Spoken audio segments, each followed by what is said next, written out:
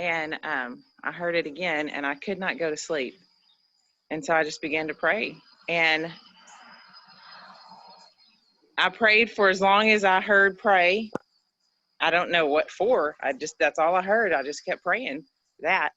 And so this morning I got up, and as soon as I got up, I heard, send her a message, let her know I told you to pray for her. And tell her I told you to pray for her son. And I went, I don't even know if she'll remember me. I don't even know if she will remember who I am. And so, of course, I had to drop the Sean Murphy bit because that's how I met her, was through Sean, her and her husband. And I'm like, all right. So as weird as it sounds, y'all, and I haven't heard back, but as weird as it sounds, I sent this lady and her husband, who are these top leaders, a message this morning that says, I don't know if you remember me, but I met you at the Gig Summit. I'm Sean Murphy's friend. And I was woke up at 2:00 this morning, told to pray for you. And I pray you have a blessed day. And I want you to know I pray for you and your son, and I'm being obedient to God for telling you this. Hope you have a wonderful day. So I don't know, y'all. That's what comes to me sometimes at 2:00 in the morning. And then he always holds me accountable by going, now tell him. I'm like, oh. And there is a bit of a language barrier there too. So we'll see how it comes across. It's out there now. So there's how obedient I was. Well, there you go. Yeah. Listen, pay attention. Hey, good morning, Misfits. It is June 24th, episode 489. It is our 489th episode of the Daily Awakening. Started back in December 2018, December 18th, where I woke up one day and I said, I'm going to get out of my effing way. And I did. And so far, it used to be called that, where the F stood for frustrated, fatigued, fearful. And then the beginning of this year, I decided to calm it down a little bit and make it a little easier for folks who wanted to take a look at it, and call it the Daily Awakening. And so far, we've probably had conversations with a little over 6,000 different people who've come through the organization, come through this particular conversation. And guess what? Today, we get to have a conversation with you. All of these amazing souls, all of these individuals who are saying, I want more, I want to do more, be more. And now the secret is, it's all going to happen by doing less. So as we get started this morning, as we do kind of every morning here now recently, is to have a little bit of a conversation, a little bit of a prayer said for all of us and the world at large. I think a prayer would be valuable for the universe right now. So Rhonda, you want to give us a little good morning prayer? She already had her first connection earlier this morning. I know, it's getting crazy. It's good though. Okay, let me pray. Heavenly Father, thank you for today. Thank you for waking us up, putting us here together. Thank you for those supernatural nudges that you gently wake us up and calmly ask us to take care of one of yours through us. Thank you for the chance to take care of someone else for you. I lift everybody up, Father. All the needs, you hear them. All the blessings you have waiting for them. I ask you to pour them forth. Help them to see it as you do. You're a gracious and mighty and wonderful Heavenly Father. I thank you for that. I thank you for the opportunity that we get to speak life over each other right here and right now. I thank you that we have the hearts to love one another. Help us to take that love out from this place and into everywhere we go today. And let us provide a place of love and unity and grace and mercy, whether it's in social media, in our physical area, wherever it is. Father, thank you that you choose us and that you chose us and you made us so wonderfully, so beautifully in your image. You today take over Sean's to speak exactly what it is each one of us needs and climb our hearts and help us to go out and teach this to others through grace and mercy. Thank you for giving us what we don't deserve and keeping us from getting what we do deserve. And thank you for making us the way you did. We just glorify you. We honor you in the precious name of Jesus. Amen. Amen. So there you go. Blessings are prayed over and you're prayed up and you get to go share some great joys today. So today's a conversation. Hey, real quick, I'm curious, out of the 35 folks that are here, if I say the comeback challenge, is anybody on the comeback challenge? Just want to see if anybody's participating in that. If you're doing what, cool. Okay. So yesterday was some pretty good stuff from Tony. He's got that for the next 7 days going on. One of the things that I loved about what he was saying, now you got to remember, he credits a lot of his success, or one of his big mentors was Jim Rohn. Jim Rohn was a huge influence in a lot of the personal development that exists, the business philosophy, the human philosophy. Jim Rohn's just an amazing soul, and Tony talks about Jim all the time. So it's pretty cool that I get to work with Kyle Wilson, Jim Rohn's president and business partner for 18 years. One of the things Tony talked about yesterday, if you remember, where he talked about the 4 voices, right? The warrior, the magician, the sovereign, right? The king or queen, and the lover. So that had me asking the question, where does your voice reside? What voice speaks for you? If we were to use the 4 natures that Tony talked about, the warrior, the magician, the sovereign, the king or queen, and the lover, the reason that we sometimes get lost, the reason that we sometimes lose sight that we have choices, is because we're only listening to one voice. What voice would you want to speak for you today? What voice do you want? Warrior is the first one, the warrior. And one of the things that he walked people through was, what's the sound of the warrior? So he's huge into physiology, moving the body, right? Motion creates emotion. And if we're not moving, we get stagnant. We get just like a lake that doesn't move, that doesn't have a spring flowing through it. We just absolutely get stagnant. And if you Google Tony Robbins comeback challenge, there's a free part of it, and there's a VIP section.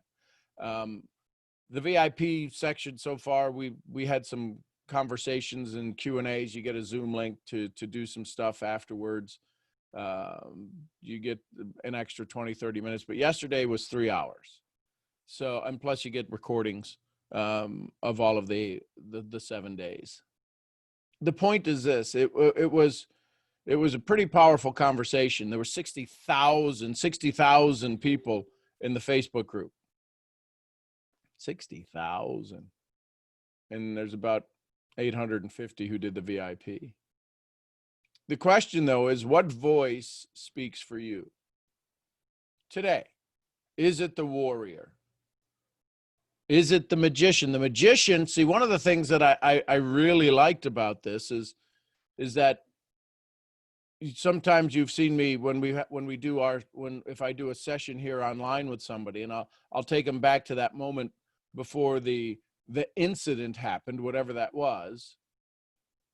It gave me more tools to be able to ask which person needs to step in to that story right now. Is it the warrior? Is it the magician? Is it the king or queen that resides in you? And then he asked another question, because again, big in physiology, inside of the body, right? Misery is physical. How many of us would agree that misery is physical? Right? It's debilitating. It stops us. It slows us down. Here's the rest of that story. Joy is physical. See, when we get into these higher states, when we get into these elevated states, when we get into something called a peak state that Tony talks about all the time, when we get into a peak state, we're operating at the highest potential, not just our mind, our body as well. That's why he's big into moving the body. That's why I've not been to a Tony Robbins event. I'm sure some of you on here have. And it is a constant movement. It is rare that you sit still for any length of time. A buddy of mine here in Dallas actually runs the North Dallas, Texas Firewalkers, which is part of the Tony Robbins community, Ricardo Leone. And they go to UPW and all of the different events. And it's pretty amazing to hear the stories. I mean, it's exhausting, some of these events. It's invigorating because you begin to learn how to operate off of your alternator and not just the batteries. So I would encourage you today to find ways to move your body. Right? When he talks about taking your power move, right? And whatever it is that you do and saying yes and doing all of the things, right? I put inside of the secret sauce community the 10-minute priming, right? Where you're doing this and pulling down and moving the body. It's important to move. Right now, we're doing an awful lot of social media and conversations to communicate with people. I start at 6:30 in the morning, right? This is my first Zoom of the day, and my last Zoom of the day yesterday, I think was 11:30 last night. And it's pretty much, there's usually there might be a half hour every couple hours that I'm free. Other than that, it's here, sitting here, Zoom. So getting up and moving your body is critical. So what voice is speaking for you today? What voice would you need to speak today? Is it the warrior? And then again, I really enjoy sharpening my saw and picking up unique ideas and concepts, right? And techniques. Because the techniques will always change, the concepts won't.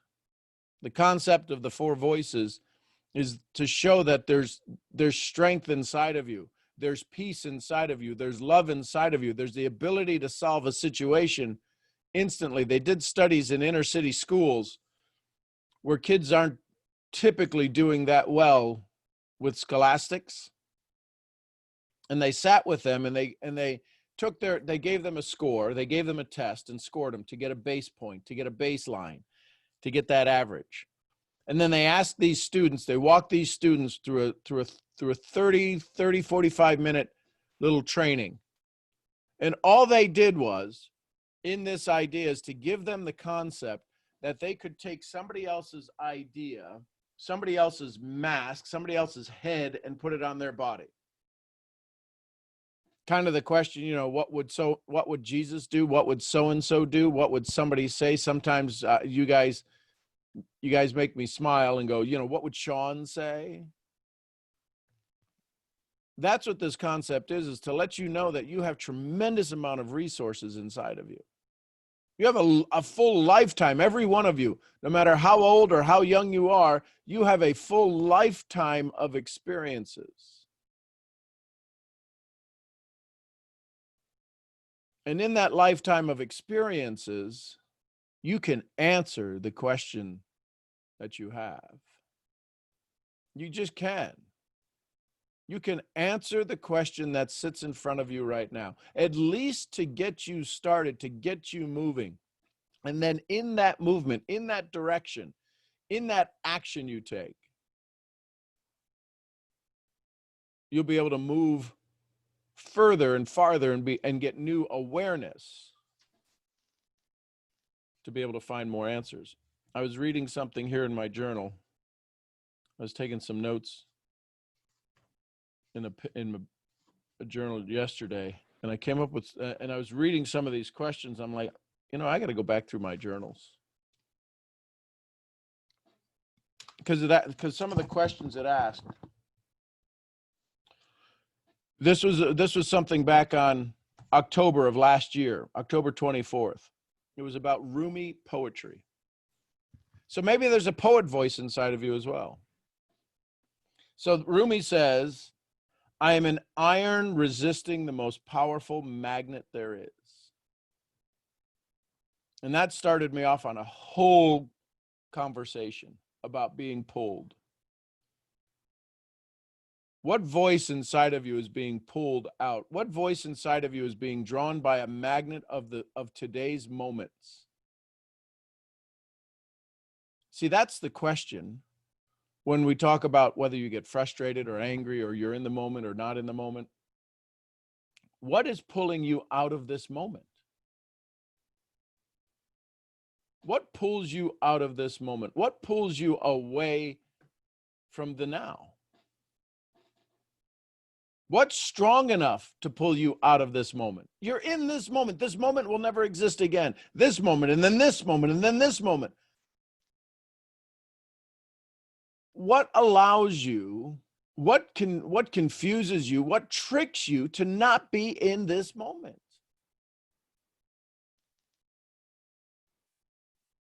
How many times have we said to somebody close to us, we wanted them to see something on TV before we had, rewinding. Some of you, I'm going to date myself now.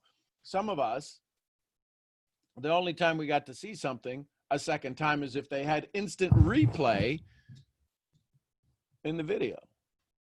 Right? When instant replay came out, holy mackerel. What do you mean instant replay? Yeah, we could only rewatch something that they decided we could rewatch. We didn't have record and TiVo and all of this stuff when we were growing up. We had 3 stations, ABC, NBC, CBS, and maybe a couple of UHF stations. So what pulls you out of this moment? What is the attraction to the distraction, the shiny object? What voice, follow me on this, what voice says it's okay to not be in this moment? Is that the liar? Is that the mischievous one? See, when Tony talked about the 4 voices, the 4 entities, the 4 mindsets, he didn't go into the negative ones. The liar, the mistruster. I don't know if that's a word. So I love, and again, if you don't know Rumi, that it's worthwhile to check out some of his, you'll see some of his quotes on my Instagram, right? Him, Seneca, Marcus Aurelius, Epictetus, the Stoics. What we resist persists is what comes to mind. If we are the iron resisting the magnet, in what direction are we drawn? Are we, this is, let me keep reading.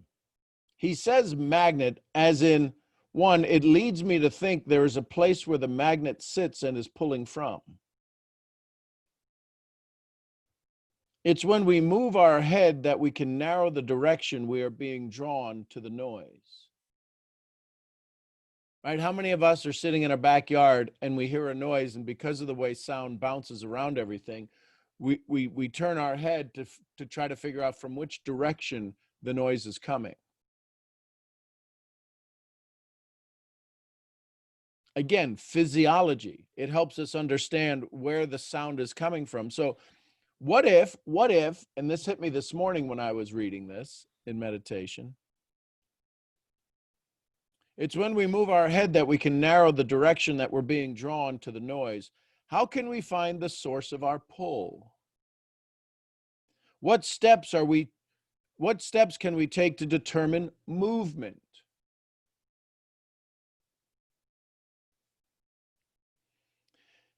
Can we be drawn backwards and think it is so because we will not turn around?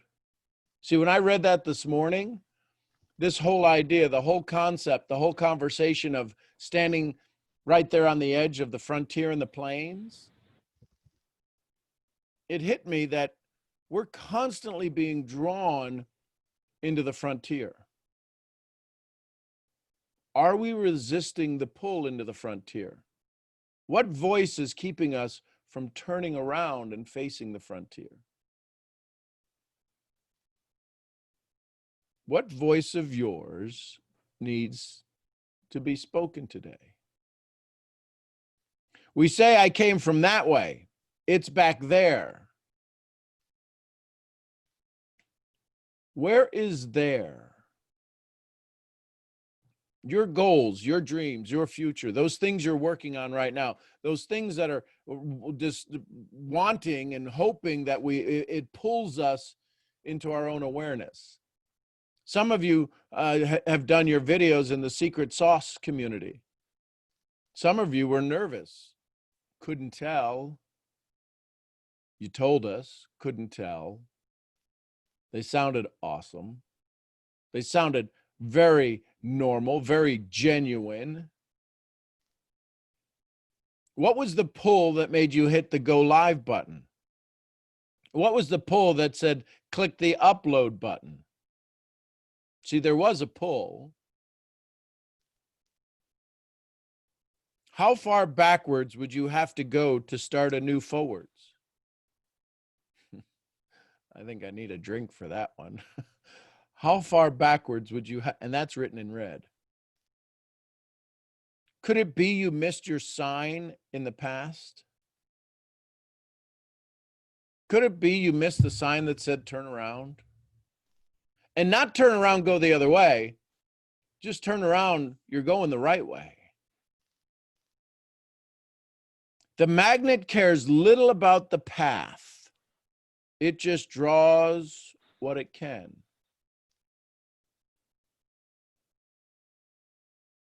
So what voice of yours is being pulled out of you today? What voice of yours needs to be spoken today?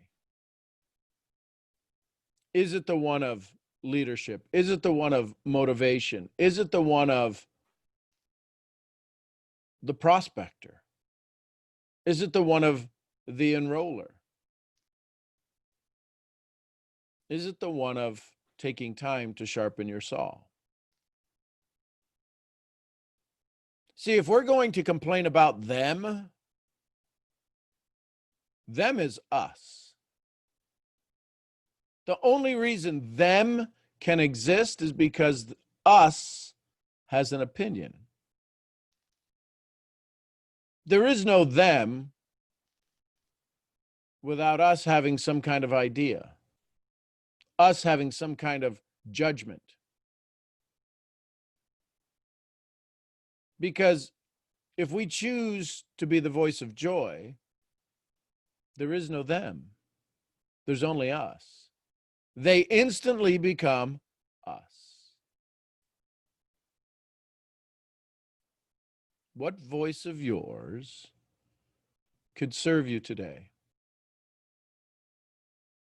What voice will bring you value today that will drive you to a whole new level? What voice needs to speak to allow you to quantum jump, right? U squared.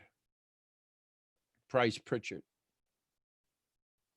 It was this time last year that we did the 18 chat. I think we did a week, maybe 13 sessions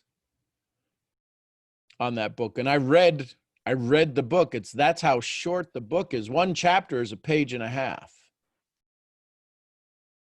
But isn't it time to have a quantum jump? Example of a quantum jump, for those of you that aren't familiar with it, if I were to ask you to remember your first kiss. I'm going to put my glasses on because usually it's very comical to watch the girls start giggling if I ask them about their first kiss. And the guys, I see them all, their chests puff up and like, oh man, I was a freaking rock star. And the girls are going, yeah, well, I don't know what it's like. I haven't been kissed by a St. Bernard since my first kiss. right? I'm not sure what he was trying to paint or what he was trying to do. But I say all of that to say, it's funny how you can instantly, right? I'm 50. I now have to say that. I haven't said that yet. I don't know that I've said it out publicly. I'm 55, 55, 55. So for me, well, I can't do the math. So 33 years ago, 32 years ago was my first kiss. Kim Giel, I remember the girl.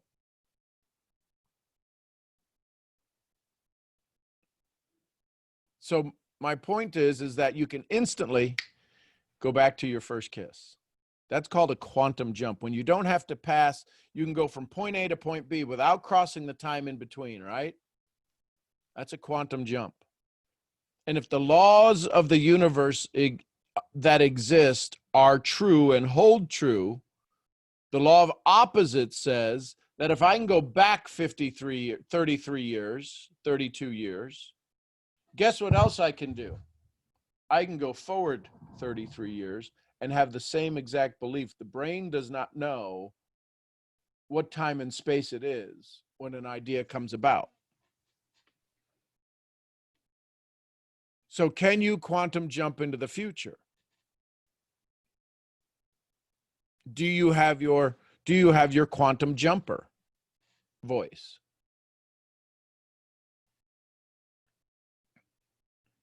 Which part of you has been told to sit down? Which voice needs to be told, sit your butt down?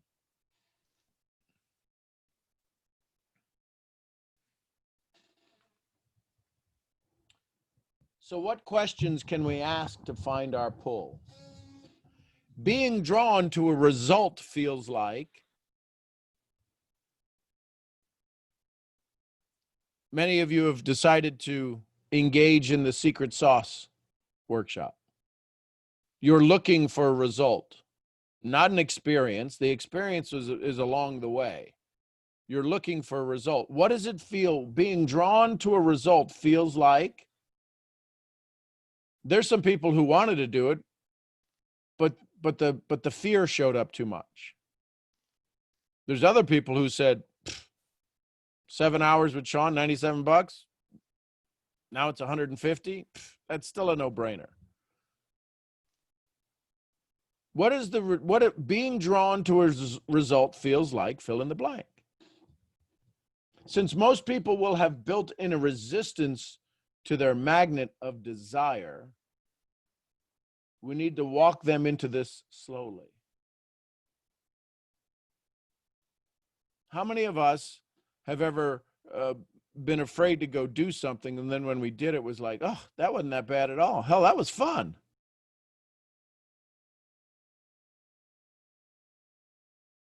I mean, besides yesterday. Has anybody ever had something like that happen? How does your method for results look like? How does your method for results look like? What are your action steps from the very start? What is the feeling before the thought?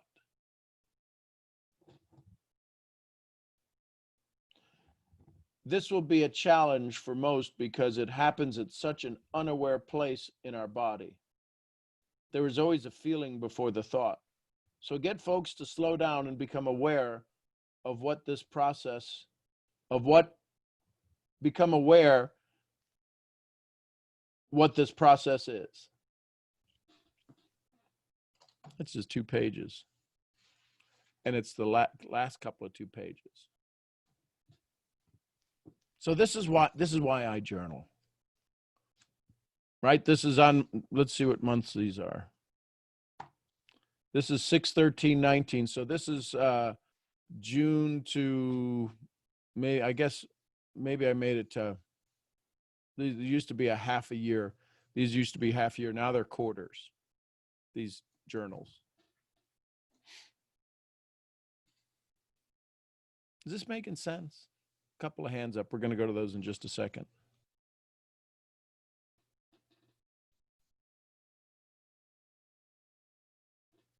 I think it's Manny. Manny, good morning, Manny. Good to see you, brother. I think Manny's there. My volume on? I know my volume's on. General. Hey, there are you. You are, sir. Good morning, sir. Capitan. Hello, Capitan. A little earlier where you were talking about what we always talk about, being in the moment. Right. Does it ever become effortless? Does it ever become not a choice? Does it ever become just second nature? To be in the moment? Yes. Ask me that the next time your son falls asleep on your chest. Aren't I just a pain in the ass? Sometimes.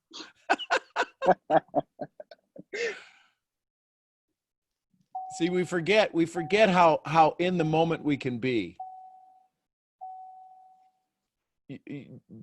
So I'd ask yourself to ask the question, if I have this young child, my son, who can drive me absolutely bonkers sometimes, but then other times when his hair is all standing up and he's laughing and giggling and I'm just absolutely loving him, or I'm watching him. If you've ever watched your children breathe or sleep at night, if you've ever snuggled up against them just to smell them, right? To smell a baby's head, smell the hair. Moms will know what I'm talking about. Dads will know what I'm talking about. That's being in the moment. What pulls us out of that? Got to go to the bathroom. You got to eat. But can you carry that joy with you? Can you carry that moment with you? Can you be in this moment and love them as much in this moment as you did in that moment? I think the answer is yes to that. So yes, it does become effortless. And when does it become effortless? When it's effortless to be there. There is no effort to be in the now. It doesn't take a single amount of energy. You know what it takes? It takes resisting the magnet. The magnet is pulling us into the moment. I don't know what Rumi meant. I'm not a scholar on Rumi. There's many people I'm finding out. Rumi is one of the most, after his death, the most quoted poets that exists. So are we resisting the pull of the magnet to the moment? See, you're totally pulled in, right? What do we say? We even use these words. These things are downloading to me now. Man, I was so in the moment. I was pulled into the moment. You pulled me in. You had me at hello. So I say all of that to say, we know we get pulled into the moment.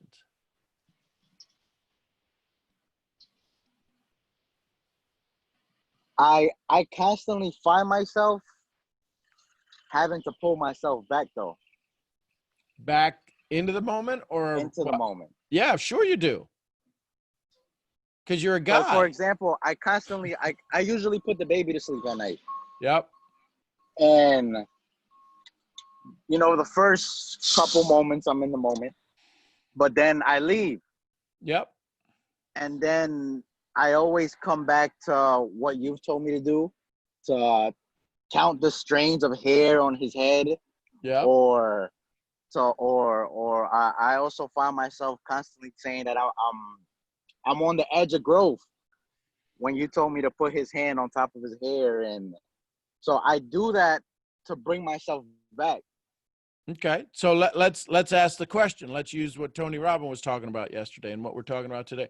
What voice do you think is the one that allows you in the moment with your son? If you had to give it a name, is it the dad? Is it the husband? Is it the loving father? What name would you give the one who's counting the hairs? What name would you give the one who's watching him breathe on your chest when he falls asleep? Dad. Okay. So then so when you have to go, because you have other children, yes? Yes. So then, is it dad who leaves that moment to go yell at the other kids?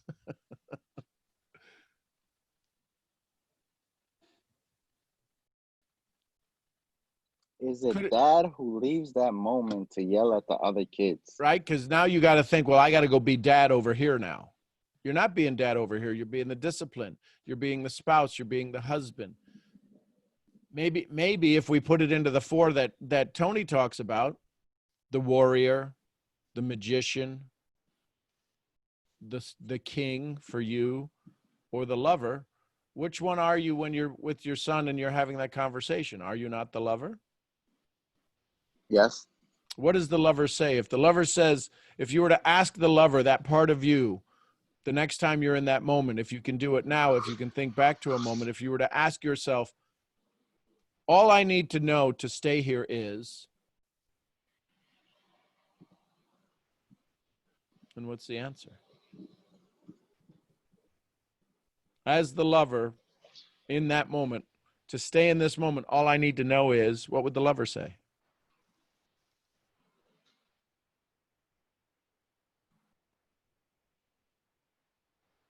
All I need to stay in the moment.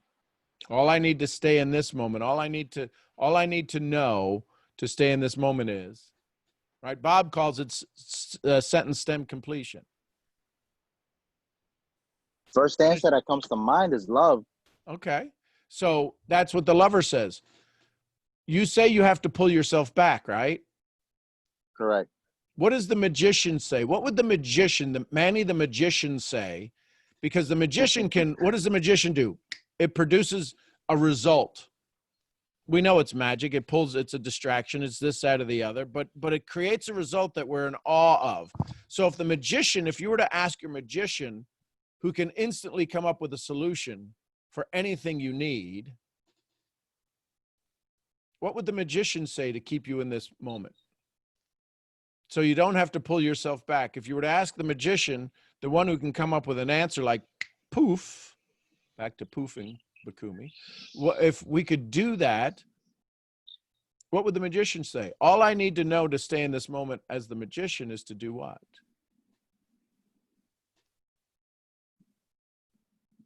I feel like the magician would tell me to not leave.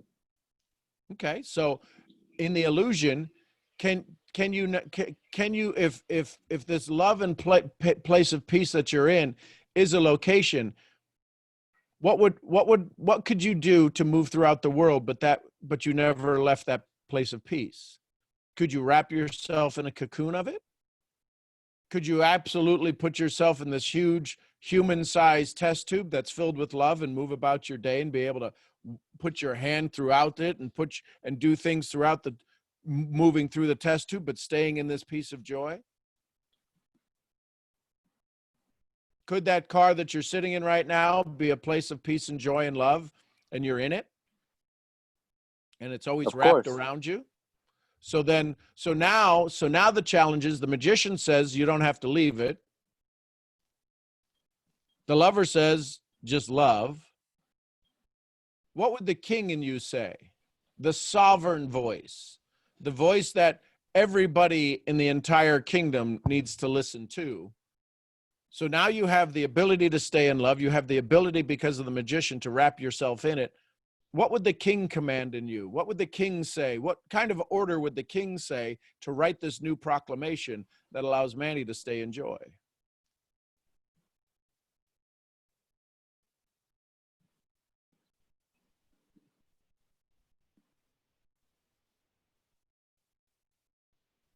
To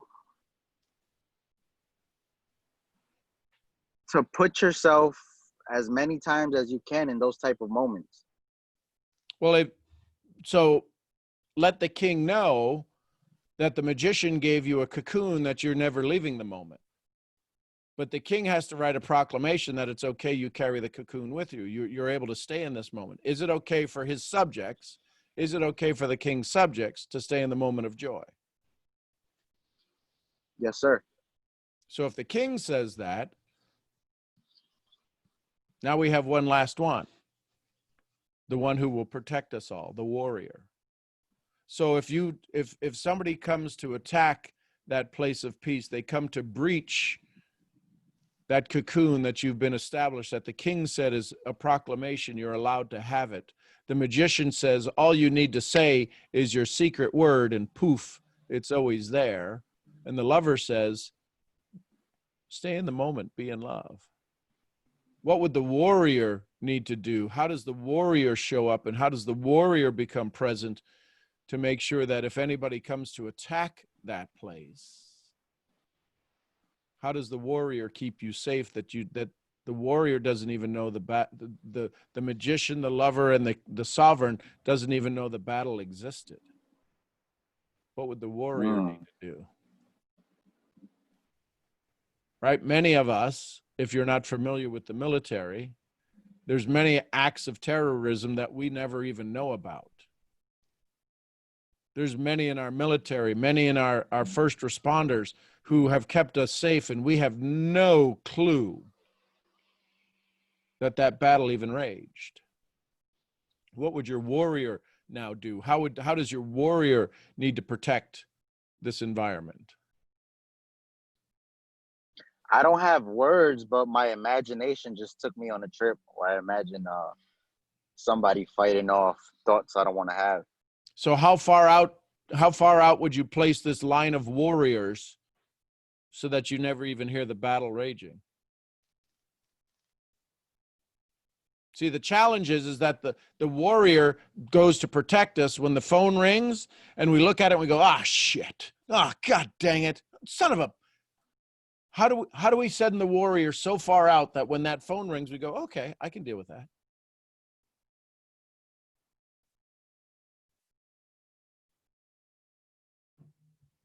Kind of interesting when we start imagining it, isn't it? Super. So here's the question now. I'll go back to the question that started this. Is there ever a reason, is there any reason that life could happen that could pull you out of that moment of joy? That you don't already have all of the answers prepared for. You're already prepared for any future moment, because the warrior will take care of it, and the only thing that shows up to you is a place of peace and joy.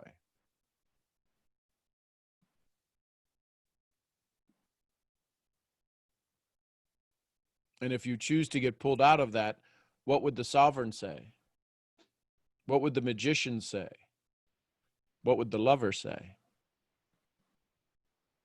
They'd point a finger possibly to the warrior, wouldn't they? It's so funny because my imagination is playing with me, and I just see like 4 little me's, and they're all giving me advice. Why not? You've got 1,001 other little jackasses that are giving you bad advice. I'd listen to the 4 that would give you good advice. Yeah.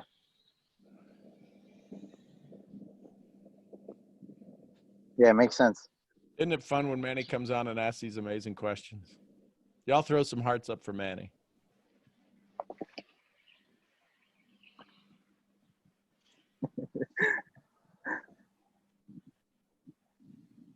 Does that help, Manny? Yes, sir, it does. Look at the smile on his face. I think he's already enjoying. I don't know if I could smack that smile off his face.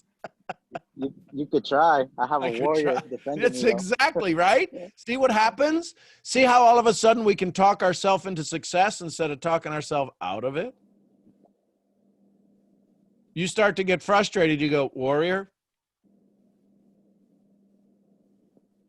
Out to battle.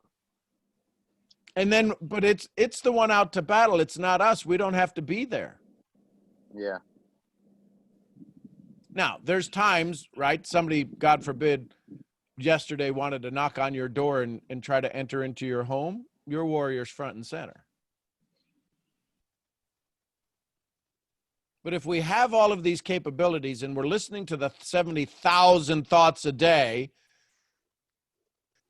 70,000 thoughts a day, you know how exhausting that is? You know how many of that operates at the subconscious level underneath our awareness? Our warrior's been sitting on his butt. He's bored. He's big bored because we've been letting the lover have to deal God with this. bless. I just want to be nice. I just want to be nice. I don't want anybody to have a bad feeling. I just want to be nice. The magician hasn't even been able to work because he could make half of the people disappear, turn them into a frog. Right? What's the thing we say with public speaking? Everybody's heard this. When you go up and stand in front of people, imagine them in their underwear.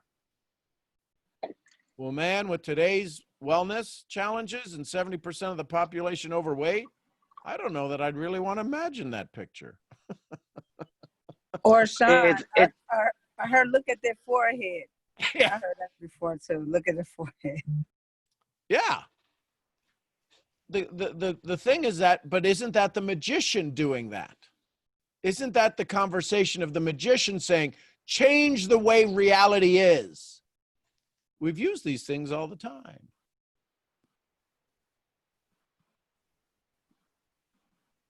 Absolutely. Bakumi, it's your warrior.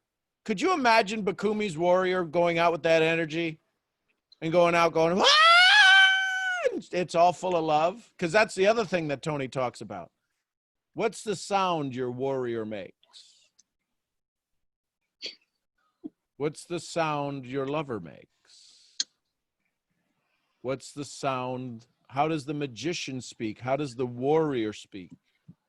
How does the sovereign speak?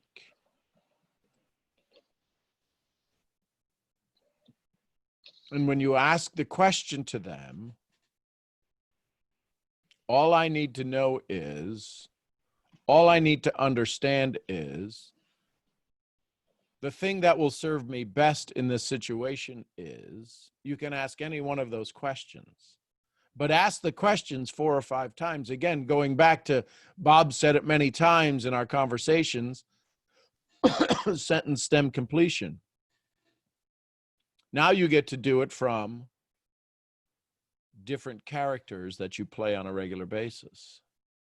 We've all played these characters. We've all wished the magician was a little bit more powerful and we could make people disappear in our life.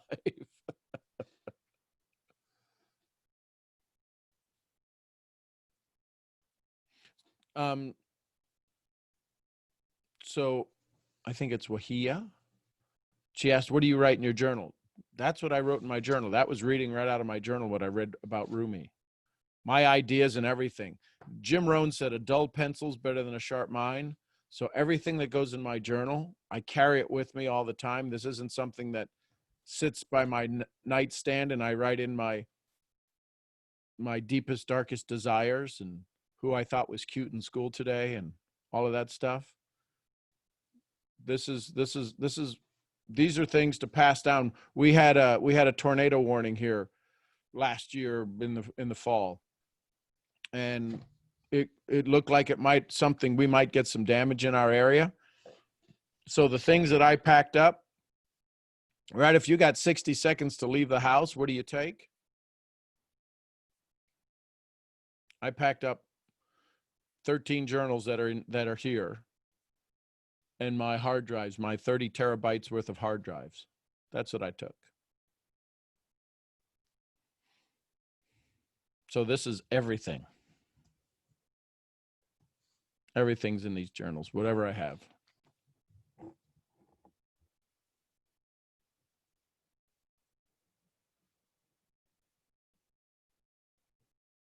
Yeah, so let's see who else has their hand up.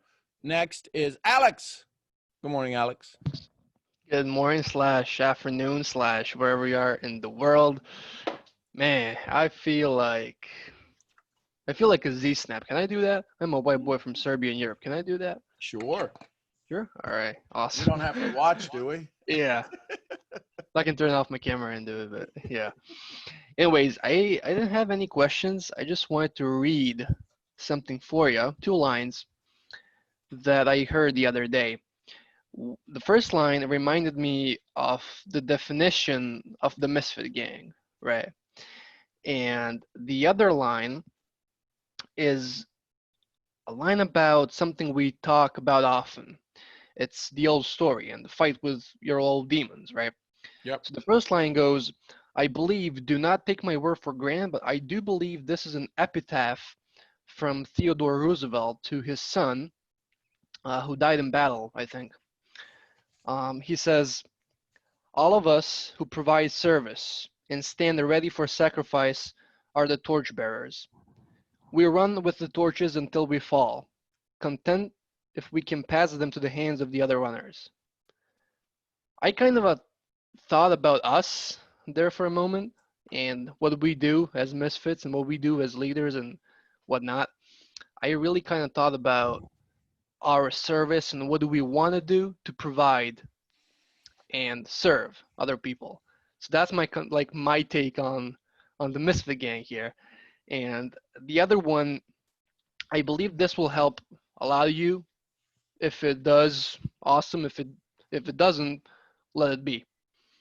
This was a quote by American author, I believe Thomas Troward, about the old story and how you guys can fight the old story. He says, what you were yesterday, you paid for. What you are today, you decide upon. And I think that strikes really, it struck me. I thought I was having a heart attack when I read those two lines. And it really, it's my take and my contribution, I think, just to let it be heard. And I just wanted to read this to you guys. And if it helps, so be it. If it doesn't, again, so be it. So, yeah, that's all I had to say for now. Awesome. So a little point of mentoring, I would just say, I hope it helps you as much as it helped me. Oh yeah, yeah. It's. I was like, Well, now oh, listen, man. because again, Bullseye. but here's my point, is that as a speaker, if you say if it doesn't help you, so what? Now somebody's got to ask the question, because the brain end looks for two things. Will it kill me, or how fast can I recognize the pattern? So you gave people two patterns. Give them the pattern you'd rather them have from the front of the room, rather than them going, did that really help me? I don't know if that helped me, because they won't be able to hear the next thing you say. And I know you're being kind and polite, saying, listen, I don't want to put anything on you. Yeah. But that's you wanting to be responsible for them. Just be Not responsible to them. Yeah. I actually heard that from Les Brown, and I use it all the time, because every speech he does, he goes like, listen, this is what it is. If you find some value in it, do it. I encourage you to do it. If no, discard it and let it be. So, and I'm really working hard ever since I've been on these calls to minimize injected values to like I don't know, like space dust margins, because I hear some people, unfortunately, I hear some people, and that just could be the battle of fronts or whatever, because multiple sources, right? And then one source tells you to do this, and the other source tells you to do that. Well, And I hear many people just do like both things still. sure, but Les Brown can do it because he has celebrity status. Yeah. Well, LB is a tough cookie, man. I love So, LB. because what you'll find is that John Leslie, his son, doesn't do that as much. Because who's going to, and what it actually does is it actually ingratiates the listener to Les when he goes, listen, I don't know if this is going to help you or not. Everybody's going to go, well, so the thought process is, if you know Les Brown, would Les Brown ever not want to help us? Yeah. So it's really a psychological conversation that happens. Yeah. And so then the other thing that you can say is, when you preface that, is to say, hey, listen, I've heard Les Brown say many times, if this serves you, absolutely wonderful. Yeah. If it doesn't, well, maybe the next thing I say will serve you. I kind of do that all the time, because I want to minimize injected values to like space dust, because like I said, I still see people doing, you should be doing this, you should be doing, no, you should be doing whatever you feel is the right thing to do. And listen, I do this. If I can help you, praise God, right? So I'm just like trying to minimize as little as possible to the best of my abilities, and that's why I just like kind of do it. But yeah, thank you for the info. Sure. Outstanding, brother. Thank you for sharing it. Somebody asked, could you repeat Give- those 2 sentences? Could you just read those 2 Yep, sentences yep. again? Let me just find them in my little personal development, undevelopment notebook and stuff like that. Let me just find it here. Yeah. So the first line, epitaph by Theodore Roosevelt. All of us who provide service and stand ready for sacrifice, we are the torchbearers. We run with the torches until we fall, content if we can pass them to the hands of other runners. By Theodore Roosevelt back in 19 something, or maybe even 18 something. He had a And lot of good things. The Man in the Arena. Yeah, that quote. he's brilliant, man. And now they want to take down his statues. Let's go to Anne. Hey, Anne, how are you? Hi, Sean. How are you? Outstanding, my love. So you know how I have a lot of weird stuff that I say on this, I want to say show. Well, I have another one of those, like really weird, not weird, just it was quite surprising.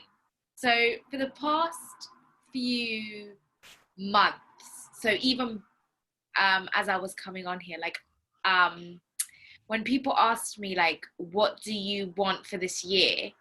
I couldn't tell them. Like it was, I can tell you what I want in 5 years. Right. But I don't know what I want by the end of this year. And obviously it's like a, you know, it's like a way, oh, how do I say this? It's like you keep making progress to year 5. You don't just jump to year 5. So right. Like worrying that I didn't know what I wanted by the end of this year. Right. So every time like I would write that question in my journal, like what do you want by the end of this year, through your network marketing or like personal development or whatever. And then recently, I don't know if this is an awakening or if this is just like a weird thing. So recently I've been walking in the park every morning, and I spend about an hour or so just walking around, just sitting down on the grass, just enjoying nature. And then for the past week, I've really hurt my foot, and so I couldn't walk, and I was like really annoyed, and I was sitting at home and like treating it because I didn't want to go to the doctors. Right. And I realized that I don't know how to walk, as in like I've been walking wrong, if that makes sense. Sure. Like I've started to be more conscious of how I place my feet. Right. And I've realized that I place my feet sideways as opposed to my whole feet on the ground. Mm-hmm. And I don't know what it is, but it's just so weird to find out that at 24 you're walking wrong. Well, and that's not surprising, because there's people who at 63, when they get in front of Dr. Amy, realize they've been breathing wrong. Oh, wow.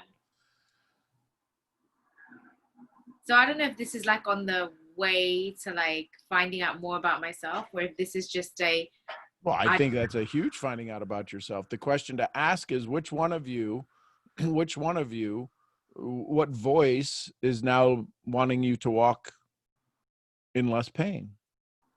Is it the lover? Is it the sovereign? Is it the magician? my brain saying magician. Okay. Yeah. Poof. All of a sudden, it just, the illusion disappeared. Wow. And in a very short order, in the matter of days, hours, weeks, all of a sudden you've come up with a new solution, and now you've changed something that was an illusion. You now have been granted behind the behind the scenes access to walking correctly. Outstanding. I'd fall in love with it. Yeah. I mean, today I was like, every step that I took, I was very conscious. I was like, right, put your feet like this and walk like this. And then every time I'd my feet would go back to its original state. I would be like, no, let's get it back on track. Like, it was a very weird experience. I've never had to deal with this before. So, yeah. I mean, it's And nice, but it's weird. there's somebody who's a physical therapist in here, Amanda. She says you can reach out to her and you guys can Zoom, and she may be able to give you some muscle techniques or exercises to assist you in that. Ooh, thank you, Amanda. Misfit Magic. Can I mention one thing I noticed in that conversation real quick? Sure. So when you first came on, you said you were having trouble with deciding your next year, what was in front of your next year. So you started walking, and then you realized that you were walking wrong. So it kind of like slowed you down a little bit and put you in a state of awareness of that. So maybe the question that you're really asking is not to, how do I get where I don't worry about what's in the next year and just worry about like today and what's today, what my responsibility is today. And with the foot and the whole putting the 1 foot in front of yourself. Yeah. That's all you need to worry about. Oh my God. I'm going to write this down. Wait, could you say that again? Well, your original question was when you were asking Sean, you were like, I've been struggling about what's next year, what I see in the next year, but I have my 5-year plan down, right? And then you said you were having your foot pain and you started walking, or you're walking, you were having your foot pain, and you realized that you were walking incorrectly.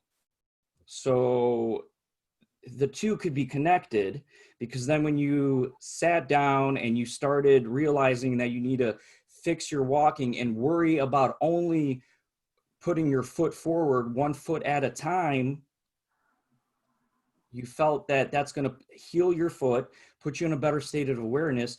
So I think if you practice that, then don't even worry about what's next year, because it doesn't matter. You're putting 1 foot in front of yourself. You're there.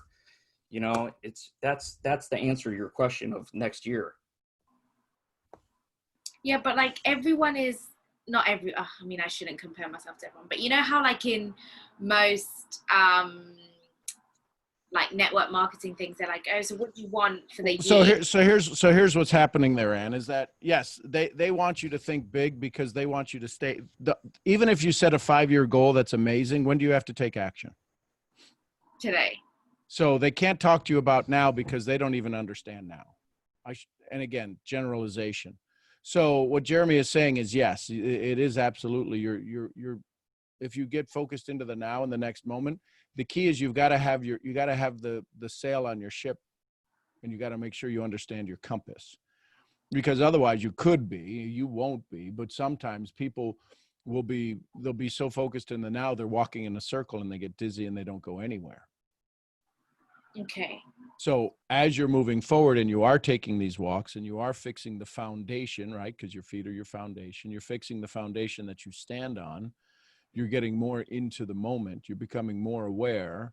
It's you reorganizing yourself. There's a lot of decisions you've made in the last 90 days that is requiring you to become present, which is now forcing you to do things you haven't done before. And one of those is the physical, right? The physiology of moving your body.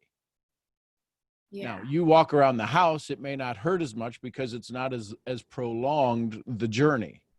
Yeah. So it could be that you're just preparing yourself for this long journey, for the 5-year journey. And the reason that you didn't see the 1-year goal is because you chose not to. That's the only reason. And that's okay. Yeah. And so the key is what about the next 7 days? If the next 7 days work, the key is your vision big enough? Can you see the next 7 days from such a high point that a slight adjustment in the next 7 days could change the trajectory of where you are 17 years from now? Wow. Okay. Right? Imagine if you started walking. Do you walk on a sidewalk? I walk in a park, sorry, yeah. Okay, so there's this path that you walk on. Yes. So imagine if you stayed straight on the path. Imagine if you stayed straight on your journey. Would you ever walk off the path? No. Yeah, you would. The path isn't straight. If it's in a park, is it completely straight? No, it's not straight, but it's still a path though, is it not? Right. But what I'm saying is that the path that you walk on, if you started from where you were and you went directly straight Oh yeah, at no. 0 degrees.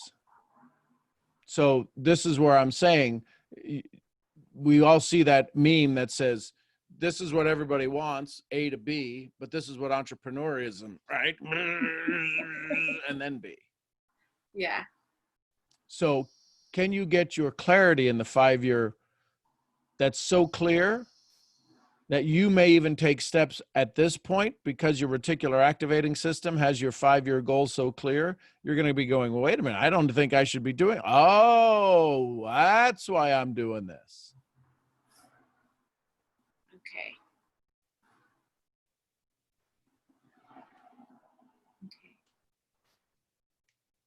Right. So, and also when I'm visualizing, because that's one of like the things that they tell us to do. When I'm visualizing, do I visualize the 5 years then? What do you think? Yeah. But then, So let me ask you this. How long do you want your name to last? long after I die. So, and what do you want them to say about you long after you're gone? I haven't really thought about that yet. So then how do you know your 5-year goal is right? My 5-year goal isn't based externally, it's based on my family. Right. But isn't the next 5 years part of them building a statue to you 100 Yeah. years from now? So Yeah. how do you know that's even correct? I guess, is that what I need to figure out? I would encourage you to spend some time with that. I would ask the sovereign. I would ask the queen in you. Right? 100 years from now, when they build a statue to me, Your Highness, what was it that you wanted them to put on the nameplate? What was it you wanted them to put on to chisel into the stone at the base of the statue? And see what the queen says. Okay.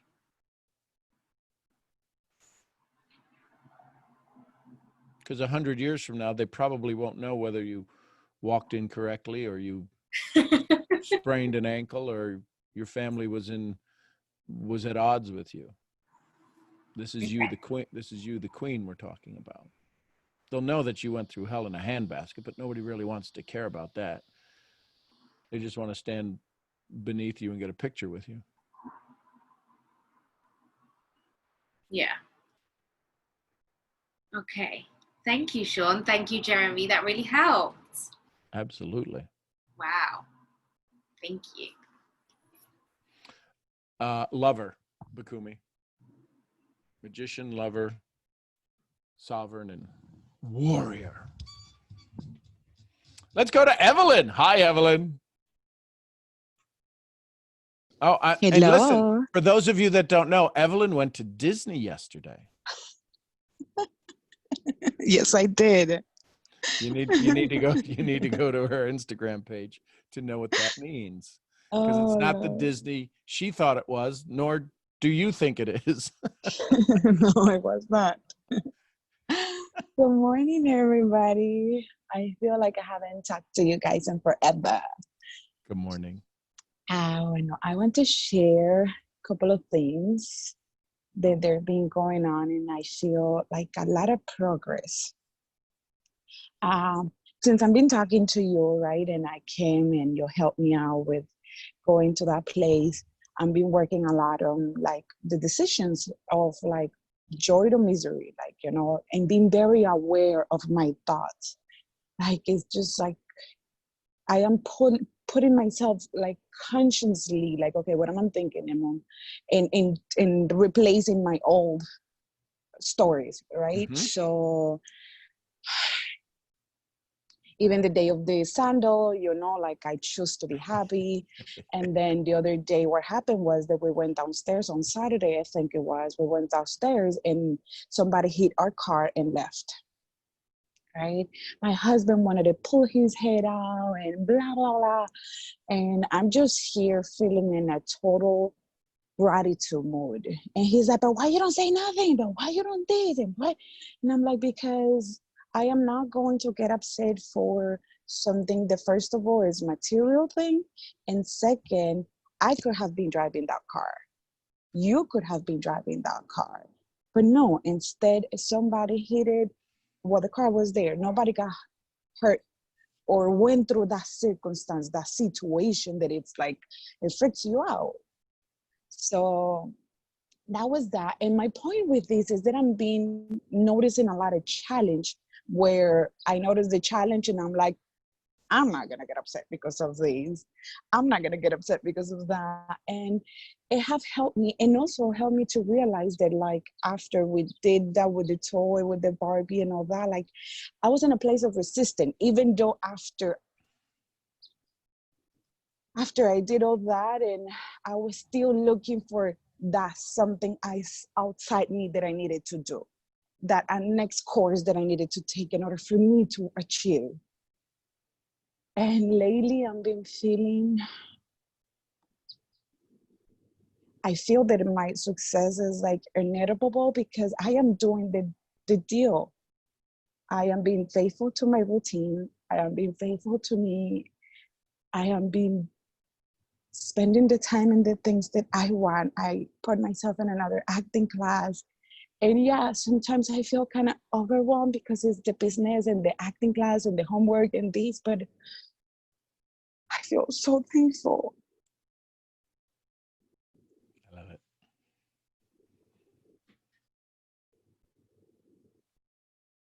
So I'm going to ask a silly question, Eve. Is that okay if you're peaceful? Of course it's okay. That's what we've been looking for. I know. Yet I asked the question because this peace has always existed. And this is the true essence of becoming more by doing less. And when you get overwhelmed, it's because you're listening to one voice. You're listening to you're listening to the overwhelmer. Get your warrior in gear. Get your queen in gear. They'll tell them to go sit their butt down and you'll no longer be overwhelmed because people who are successful, busy people, get shit done. And overwhelm is the old story. Overwhelm is like, oh, wait, no, that's just too much. Okay. You just get the warrior and the warrior just shows up and goes like this. And the overwhelmer goes, oh, okay, I'll go sit down over here. No more overwhelm. See you, bye.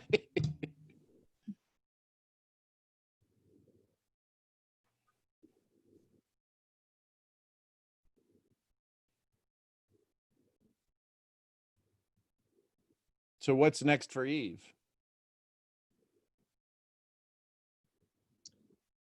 I'm just here focusing on working on me. Like I feel today in my journal, I wrote like I feel everything is happening. Everything is happening. Like the business is moving, the Instagram is moving. Like it's happening. And more than anything, like I feel so proud of myself today.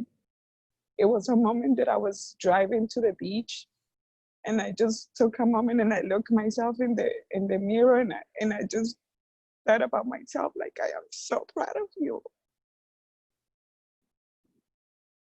So which one, who was proud of you? The queen, the warrior, the magician, the lover? Which one was proud of you? Which one was saying I'm proud? All of them? And each one says it in a different way, right? The warrior's proud because he gets to sit his butt down for her. She gets to sit her butt down for a little bit. It's like, God, I don't have to go fight anything right now. She's in this joy. I'm not sure what to do. I hope I don't get fired. And the lover's also, like, it's me. I'm here. I've been here the whole time. Also, when I've been working out these past days, it had been a word in my, like an affirmation in my head. Like every repetition, that it's the word qualified have come to my mind. Ooh. And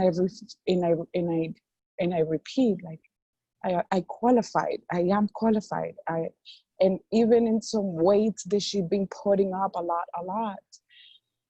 Inside my head is this word that it says I'm qualified for this weight. Like, but that word has been for the past week in my head while I'm at my workouts. Cool.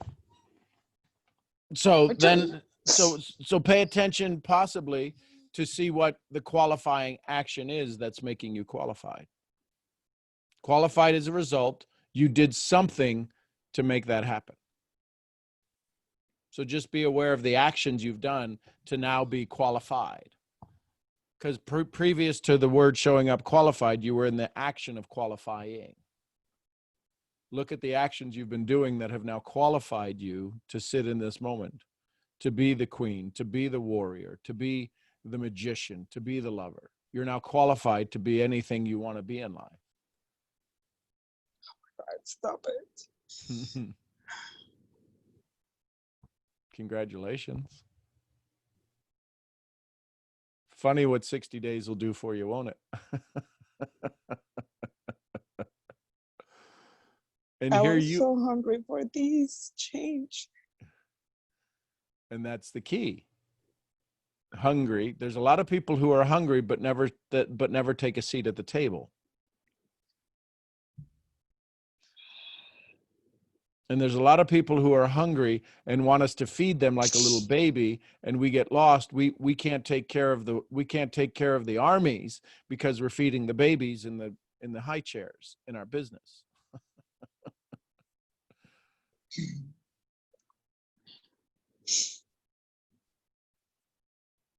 Congratulations.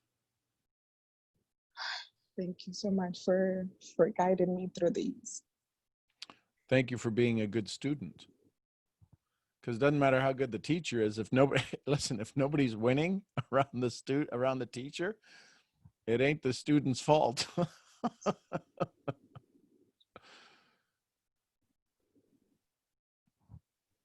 You're amazing, Eve. Thank you for bringing your joy and your journey to us. Thank you. I will continue to be here to see where else we go. Awesome. Thank you so much, everyone. Misfit magic. Hey, Jessica, where are you at, girl? Hey, how are Good you? morning. Outstanding. Good morning, everyone. This is for Evelyn. I read my book this morning, and I have a book that goes with my book that I have to write down. I write down things that stand out to me, and this is what I wrote today. So today I wrote a prayer. I surrender my fear and I allow the voice of my higher self to guide me towards the highest good. That's what I wrote this morning. And it's supposed to keep you aligned so that you're listening to that voice of your higher self. So how often do you think that phrase needs to be said as a mantra? Oh, all the time. Like, I want to write it everywhere. I just want to get a stamp and just stamp everything. And so the way you can do that is by really getting energetically engaged with that statement. Feel each word, highest level, higher self, highest good, the physiology. Get up and stand and say that, moving your body. Do your power move, whatever your power move. Yes, or it's your chest, or do that thing, and then ask the warrior, what do I need to do to have stand guard at this? Ask the queen, how does this become the stable for our community? Ask the magician, how do I make this appear in a moment's notice? And ask the lover, how do I say this? how do I say this with my eyes so people know I'm in this state? It's an energy, isn't it? It is. It's a whole different energy. Because your highest self is higher than it was when you started to speak your question. And it's higher now. And it's higher now. And the highest good has changed. And you're higher now. Your highest state has changed now because of awareness. And this is why it's so good to stay in the moment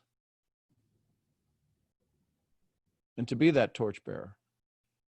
Yeah, so when you were talking about different voices, and I wrote them down, and then you said sometimes you might have a poet voice, or, you know, a poetic.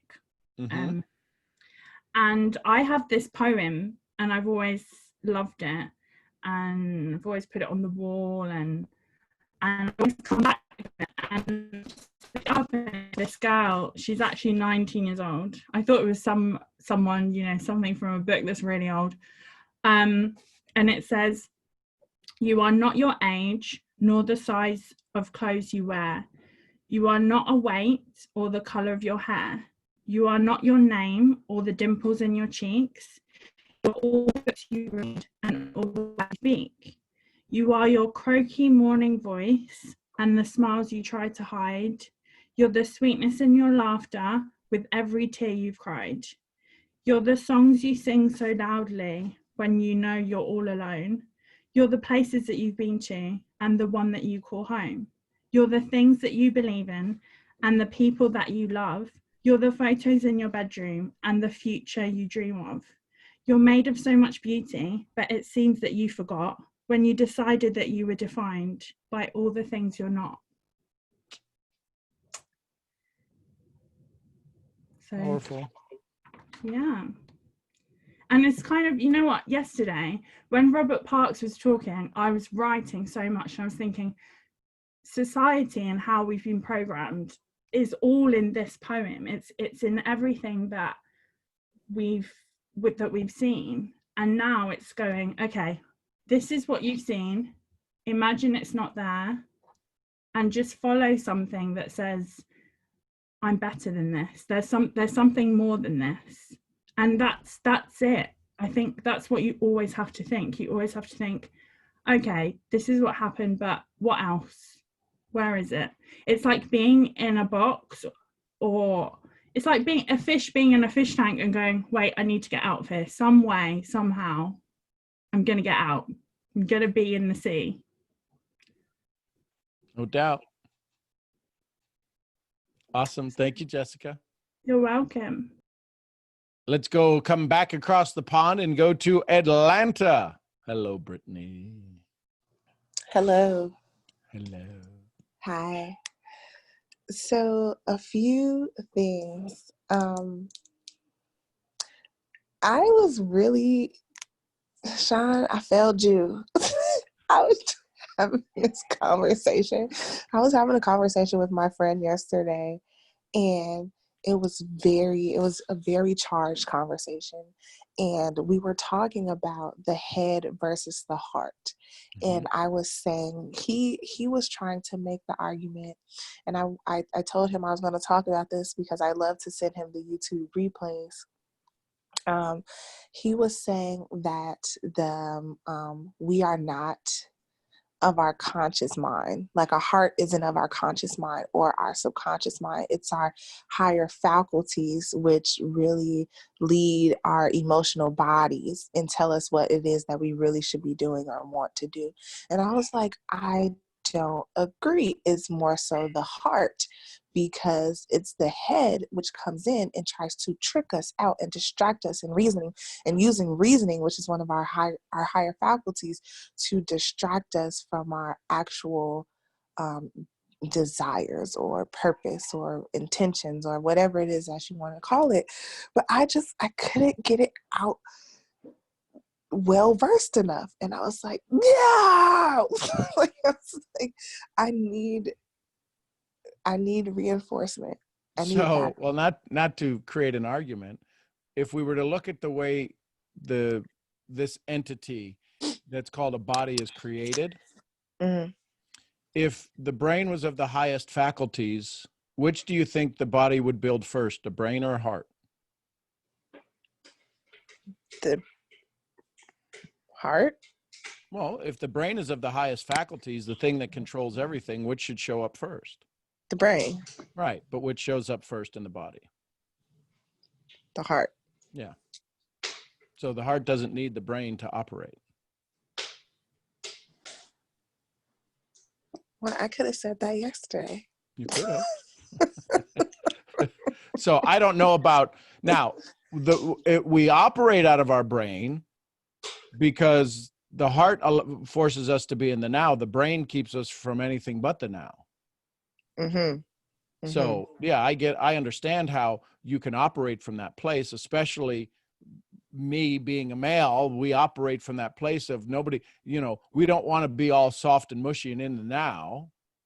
I got to be either fixing something or destroying something or telling you something's wrong.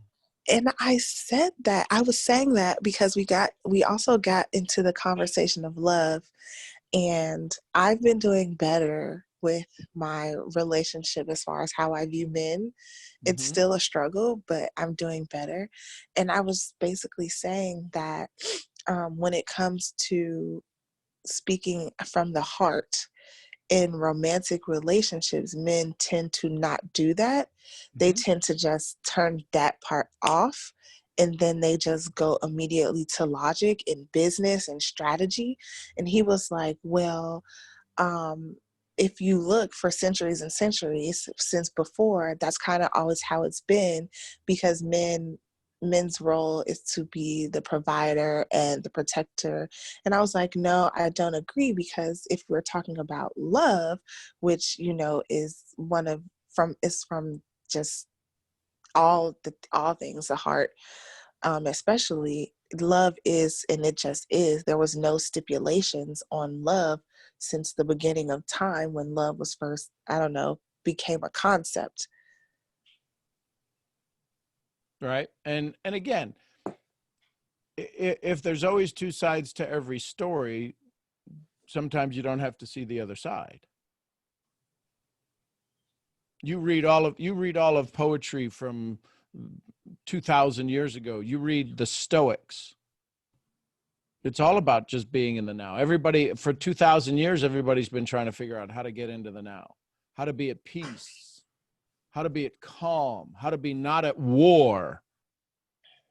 Everybody's been trying to figure that out for thousands of years. And when the brain gets involved and ego shows up, words come out that aren't of kindness to the other human.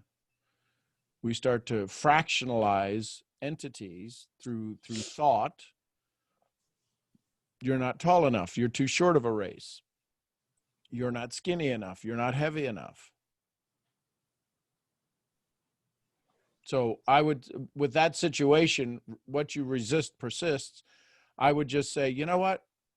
I enjoy being around you. What else could we talk about?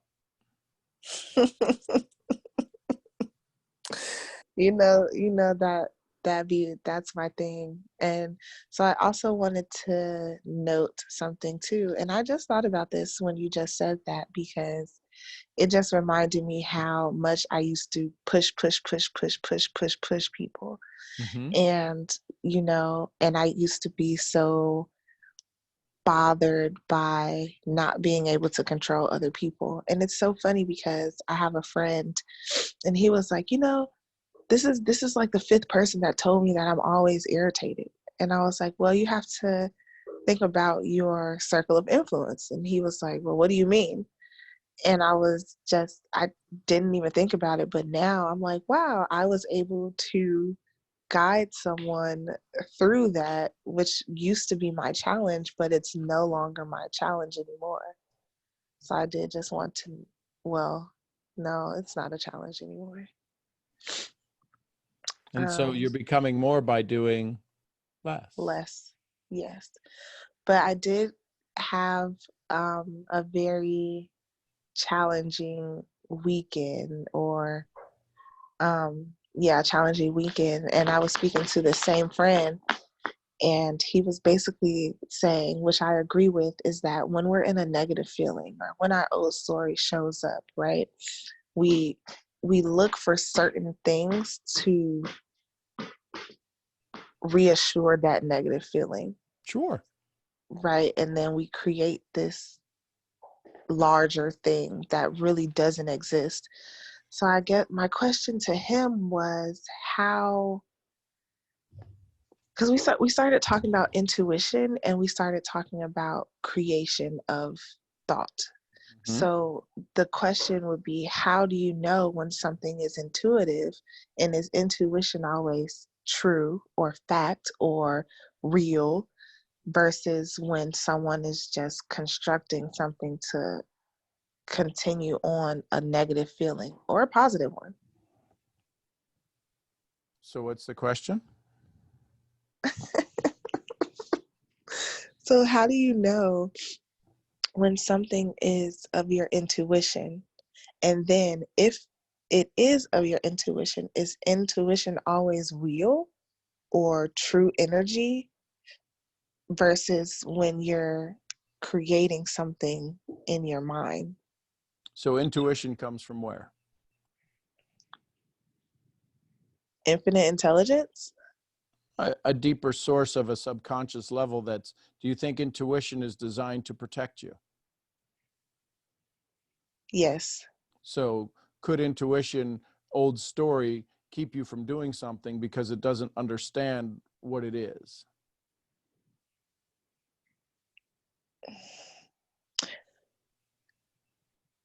I kind of want to say no. Right. So then is intuition always true?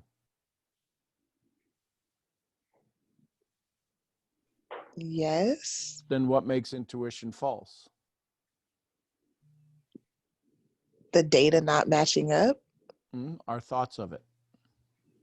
Our wanting to understand the how. Intuition is designed to guide us through an unknown. It's to give us an answer we didn't know that was possible in the conscious mind.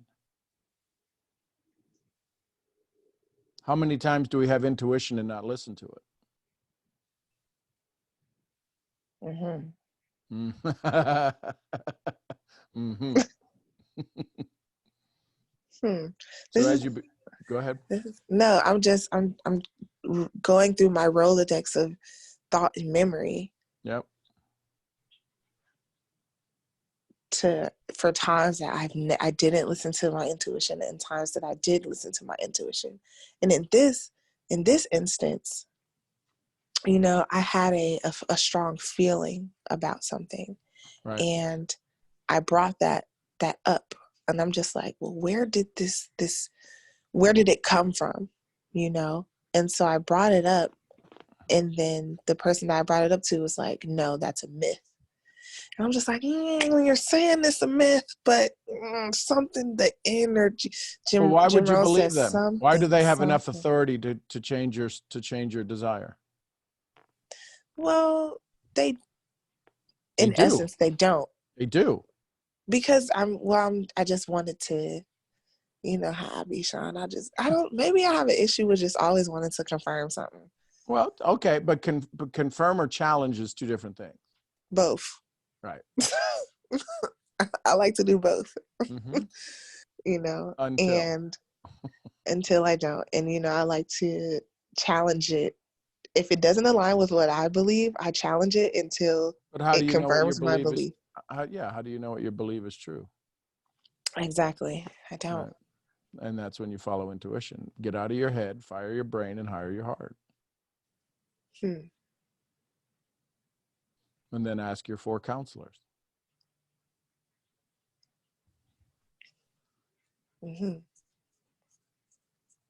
I'll meditate on this. Oh, I've been writing in my journal. I'm so proud of myself. I'm so proud of you. Okay. That is all. Thank you. All right. Love you bunches. Love you. Let's go to Gigi, and then we'll wrap it up. Good morning, Gigi. Good morning, everybody. Good morning. Okay. This might sound a little crazy, or I might just be losing my mind. Okay. But last night I had a dream, Mm-hmm. and I know dreams are like sometimes like the subconscious mind talking to your conscious mind. Right. And I had a dream, and it looked very real. And in the dream, like I went up to my window and I was opening the blinds, and it was in the middle of the night for some reason. Mm-hmm. And when I opened the window, like I saw something just looking at me. And first I thought it was a bat. So I tried to like shoo it away. And then I found out like it was like a person. And then I just like woke up. And then part of me is like, okay, why do I feel like there's somebody watching me?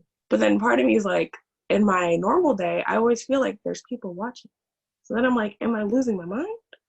Or am I just playing, is my mind playing tricks on me? Yes. And could it be you watching you as the observer? It didn't look like me outside. Well, what would you look like as the observer? Was it your warrior? Was it the queen? Was it the magician?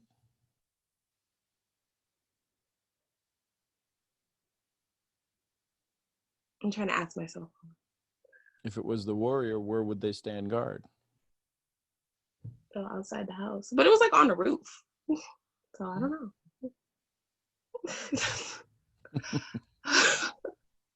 It's a question to ask. See what comes up.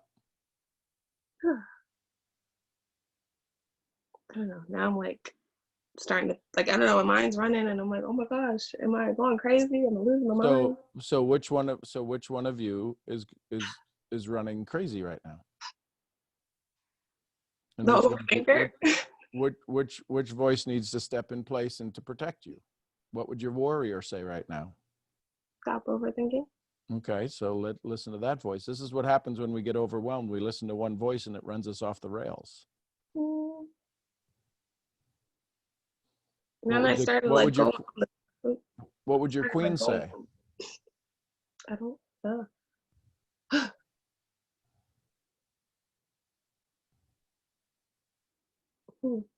Queen Gigi, what would she say to this whole situation? You go to her in front of the court today and you explain the situation.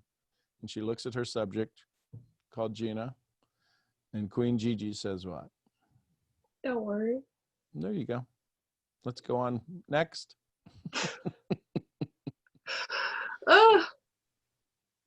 This is hard. It's not that hard. What's hard is that it's that simple. It's like, ugh, but I wanted to like debate about it. No, sorry. The queen said, my child, don't worry. Okay. And then the warrior walked you away. And the warrior, what did the warrior say? Why'd you even go to her? I got it covered. I need to stay off of Google, apparently. Wow, that's going to be my ringtone. Because Google made me think I'm like suffering from a psychosis and I'm losing my mind. Yeah, I bet it did. Okay. I bet it also will run ads now for you to get all of these antidepressant drugs. So there you go. Okay, I feel better now. RBP, give us a wrap. There was a couple of things that I highlighted through listening to everybody. One of them, well, there's just a couple of them. One of my things with the 4 voices that you said, Sean, was what does it look like, or is it possible to have all 4 voices in unison in our head? Is that possible? And then I went in kind of a spiritual turn in some of my questions here. Hang on, before I go that, while talking to Manny, I asked myself, while servicing my most basic needs, can I remain in the now and remain present? Because we talk about this and all these accomplishments and what we want to do in life, and we go to this extreme place in our thoughts, and then we're like, how can we stay in the now while we're in this extreme place, and when we're prospecting and when we're doing this? And my question just goes to, while servicing my most basic needs, while sitting here and eating, while sitting here and drinking water and nourishing my body, can I remain in the now and in gratitude that I have clean water to put into my body right now? Because to me, that you gotta, it connects what Ann was talking about, which is how do you walk? You put one foot in front of the other. Now, later you can dissect how to properly walk, and you can dissect your gait and your stance, and are you rolled in, are you rolled out? You can do all that. But the first thing you have to do is you have to learn how to put one foot in front of the other. So to me, to break it down super simple, and y'all remember I like things simple, to learn how to remain in the now, can I do that while just servicing my most basic needs? Because if I can learn how to do that, how to be grateful for water, or grateful that I have a pen and a piece of paper to write these notes down, then I will be able to disciple myself into how to remain in the now in more high intense moments. So I kind of sit here and I listen, and I hear a lot of, how do I remain in the now when, and it's like you're at a 911 moment in your life, but I need to remain in the now. Can you not learn how to do that while just basically serving yourself with basic needs? So that was one of the questions in my mind. And then can you have all the four voices in unison? And what role does each voice play in your head? And I don't mean just their names. And then my question went to this, and these are real personal questions to me. Does God's voice supersede all these voices? And if I turn it over to his voice, do I have to worry about all these other four voices? And does the enemy hijack these voices to gain control over us? And if so, which voice does he seem to hijack the most? Which voice is most susceptible to being hijacked? And susceptibility doesn't necessarily mean weakness. Susceptibility might mean something totally different than weakness. And I also wrote down, as I wrote like this, as Sean describes this, it brings a different level of success into my spiritual walk. And that's just a thought to ponder as you talk about these four voices. And why does it require for us to hear from someone else what we just said? What voice mutes our ears to be able to hear ourselves? We've said it 100 million times on these calls. We have everything we need inside ourselves. So what mutes that? What takes over that? Is there a voice that gets muted? Is there an external voice that's louder? Is it flashier? Does it get our attention? But what mutes us from hearing ourselves? Someone will ask a question, and Sean will ask a really basic question of, what do you hear? And you're like, well, I hear blah, blah, blah, blah. Why couldn't we hear that before Sean asked us, what are we hearing? Where does that deafening occur? And why do we allow that deafening to happen? That mute button to get pushed? And I wrote down after this, awareness is an essential part of life. It's essential to be aware. And you can only be aware if you're in the now. Otherwise, you're just aware that you're not in the now, and you're aware that you're worrying and nexting about something else. So it's a choice. My last thing I wrote was, it's a choice to remain in peace or joy, or it's a choice to remain in anger or misery. So what speaks louder to make you go into anger and misery, and what mutes you to keep you from peace and joy? So for what it's worth, those were my thoughts. And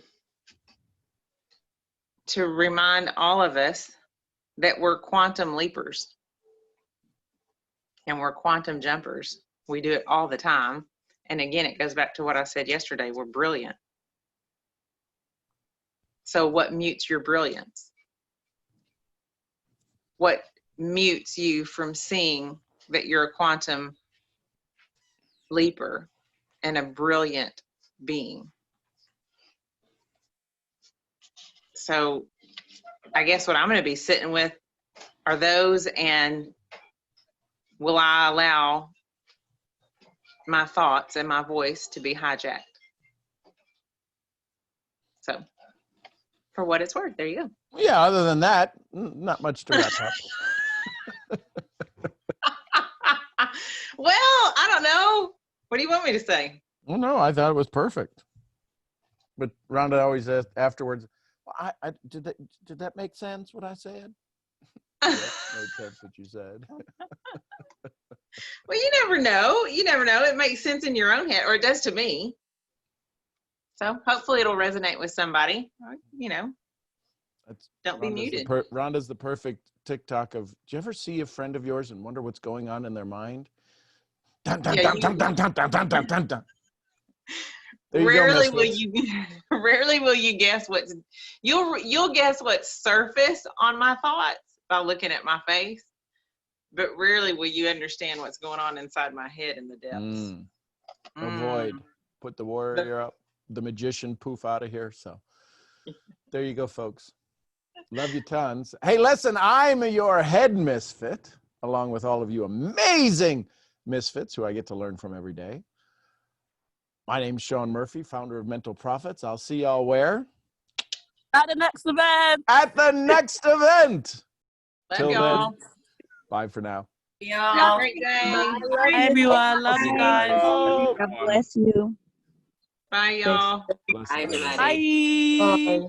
Thank you, Sean. You bet. Love you guys. Have a great day. Oh, there's Beamish. What are you doing? Hi, Beamish. Beamish. Bye. Say bye to everybody. Hi, Beamish. It's the crazy lady in the camera again. Bye, y'all. Bye.